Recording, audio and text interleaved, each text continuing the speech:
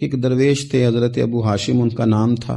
کہتے ہیں بڑی مجبوری تھی, مجھے کہیں جانا تھا تو کشتی نہیں مل رہی تھی. اچانک ایک کشتی گزرنے لگی تو میں بھی سوار ہونے لگا. تو ملاح نے مجھ سے کہا کہ یہ ایک صاحب بیٹھے ہیں, بڑے امیر ہیں, ساتھ ان کی کنیز ہے, انہوں نے مجھ سے بک کر لی ہے. وہ جو صاحب بیٹھے تھے بڑے سیٹھ آدمی تھے, کہنے لگے میاں آپ کسی اور کشتی میں بیٹھو. جو ان کی کنیز تھی نا, وہ کہنے لگی چہرے سے کوئی نیک آدمی لگتا ہے, اتنی سواریوں کی جگہ ہے, کسی کونے خدرے میں بیٹھ جائے گا, ہمارا کیا جائے گا. کہا اچھا چلو آ جاؤ.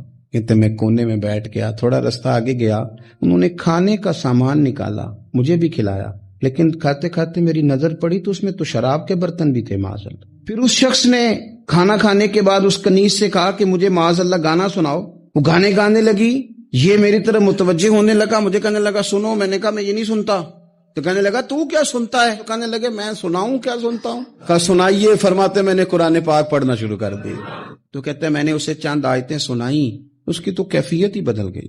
کہنے لگا مولانا زندگی بڑی گناہوں میں گزری ہے, اب توبہ کر لوں تو مالک معاف کر دے گا. تو کہتے ہیں میں نے کہا ہو بندے کے آنے کی دیر ہے, اس کی رحمت تو فوراً ہی قبول کر لیتی ہے.